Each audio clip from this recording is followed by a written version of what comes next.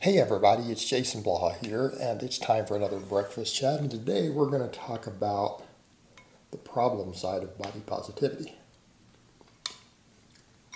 Now, I want to state up front, I am completely opposed to body shaming. I'm completely opposed to fat shaming. I'm completely opposed to bullying people. So let's get that out of the way on the front side before people jump to that conclusion, because I made a post last night. Of course, this video might not be up for a couple days. And it got a lot of good feedback of saying, look, body positivity will not prevent cardiovascular disease or diabetes. And, someone chimed in where so fat shaming will. And it's like, do you see the level of ignorance of a statement like that? I made a statement that is medically and scientifically true, in no way calling for people to be fat shamed, and people's knee jerk is to go the opposite direction.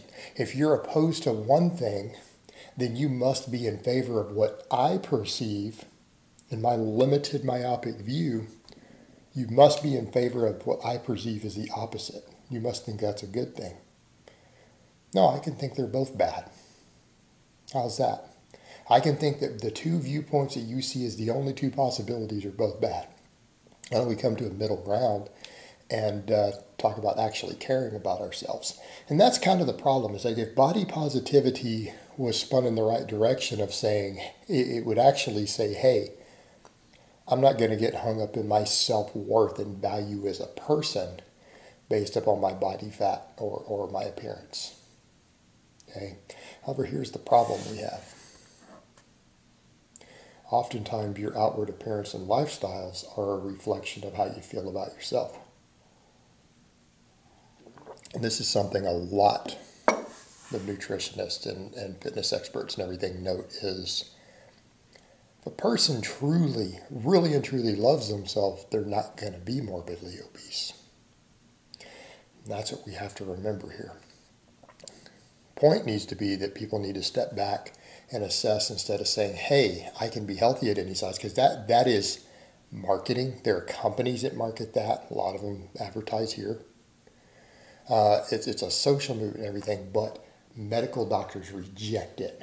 The vast majority of medical doctors, the vast majority of registered dietitians reject it as insane because it's provably false. Because what do we mean? You cannot stay healthy if you carry very large amounts of body fat. You can't. It's biologically impossible. You might be semi-healthy for a while, but it will catch up with you. And it's my opinion or your opinion of that cannot change the statistics. What do we mean? What are the three major killers in America? Cardiovascular disease, cancer, diabetes. Those are your big three. That's what kills people. Everything else is secondary. It's not other things. It's not violence. It's not accidents. Those are all really small in comparison. They're really small in comparison. Those big three, that's what's going to get you. What's their tie to obesity? It's enormous. Let's come over to diabetes. Type 2 diabetes. We're not talking about type 1. Type 2 is the vast majority. Type 1 is like less than 5% of diabetics. You're born with it. Okay, you can't help it.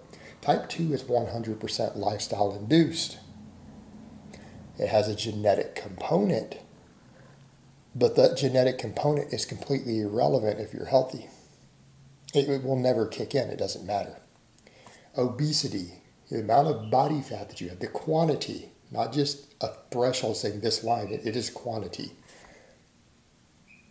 The higher your body fat goes, the exponentially chances of being diabetic goes up. It just does. This is a fact. Most diabetics who are on insulin, if they lose body fat, can come off their medications. They're not cured of their type 2 diabetes once they have it. They can mitigate it. They can take their meds down. They can come off meds. The majority, not all. The vast majority. Highly successful. Cancer, if you're morbidly obese. And when I'm talking about obese is, if you're walking around carrying an extra 50 pounds of body fat over your healthy, ideal amount, this is what we're talking about. Your odds of becoming diabetic are extremely high. How about cancers? Every cancer is different. Cancer is actually a lot of different diseases. However, if we generalize the data, people who are morbidly obese have 5 times the risk on average of getting some type of cancer versus someone who isn't. 5 times. Cancer is the number 2 killer in America. 5 times. Cardiovascular disease, overwhelming. Diet and body fat are the biggest factors. Biggest factors. Number 1 killer.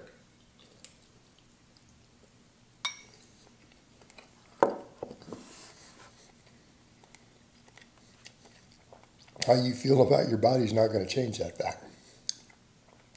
And here's the reason I'm against body shaming, because it doesn't work. If body shaming actually worked, I would be for it. Do you know why?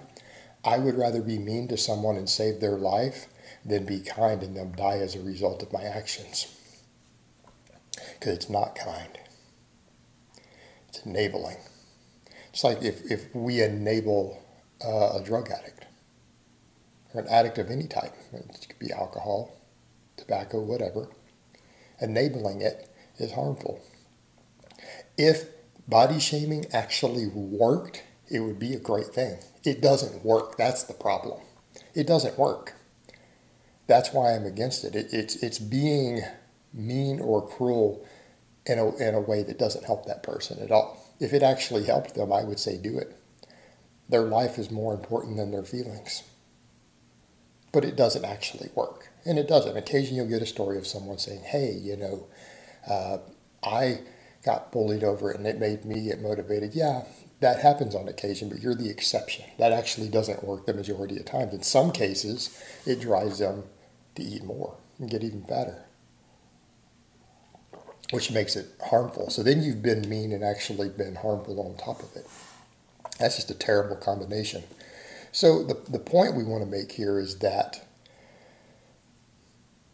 it's not going to save your life, having that mindset. What's going to save you is stepping back and saying, okay, I shouldn't be positive about this. If you're quite obese, you shouldn't be positive about that fact. It's not going to help you. You need to be realistic and acknowledge it and say, this isn't good.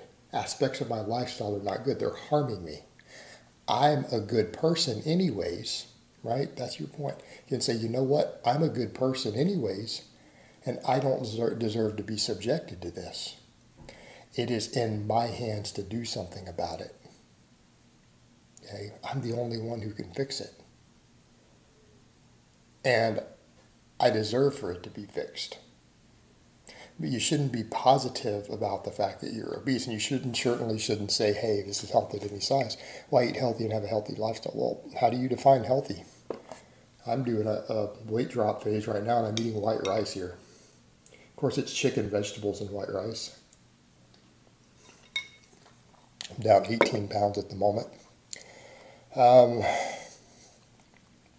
But healthy in the context of what you're doing is subjective, because you're eating a few organic foods or some kale or something, but you're eating a bunch of high caloric density food. When obesity is your biggest current health concern, and it should be if you're obese, that's the biggest thing hurting you, you're not eating healthy. It doesn't matter that you're saying, hey, I'm getting all my vitamins and minerals. Well, okay. That's actually not that hard to do, eating mostly junk food in the modern world. It really isn't. But if you're overeating a calorie surplus or even at maintenance and you're still maintaining 50 pounds of extra body fat, it isn't healthy. Your health is still going to suffer even though you perceive what you're doing as eating healthy. Finding a way to reduce total calories, right? Less calorically dense food so that you feel fuller, get more food volume, but end up getting less total energy. That would actually be eating healthy in that case. Okay, healthy is completely context dependent. There is no, this is how we eat healthy. Okay, there's a lot of individual nuance with food intolerances, appetite, everything else. It's not a clear cut. There is one exact way to eat healthy. And part of eating healthy in any context still involves caloric control. Meaning you don't want calories so low that you're getting too thin to where it hurts you. And you don't want calories so high that you're getting so fat that it hurts you. Actual quantity of calories, which is again extremely dynamic and dependent upon the individual and can actually change week to week for you, as far as ideal numbers, is part of eating healthy. And if you're obese and you're not in a calorie deficit, you're not eating healthy no matter what your actual individual food choices are. Right? But the point is, we shouldn't be positive about a body that we are making unhealthy. We shouldn't be positive about anything that is a result of an unhealthy or harmful lifestyle that's hurting us. We need to acknowledge that we're harming ourselves. We need to be honest about that. And if you really care about yourself, you'll step back and say, well, I don't deserve for this to happen to me. I need to change. And it doesn't matter what's causing it. It could be an addiction. And that addiction doesn't even have to be chemical. Right? It's all sorts of addictions. Gambling, porn, everything else. It can be very harmful to you. In some contexts. Okay. And the other question I would ask that person is, instead of saying that, maybe ask yourself, what thought process is leading you to stay in that lifestyle that's harming you? Like, we shouldn't have movements trying to justify. You shouldn't be trying to justify it. We need to be stepping back saying, hey, what is it about myself to where I don't like myself enough to do something about this? Right? All right, guys, well, that's really all I have to say on that today. I hope it's been informative, and I will talk to you guys next time.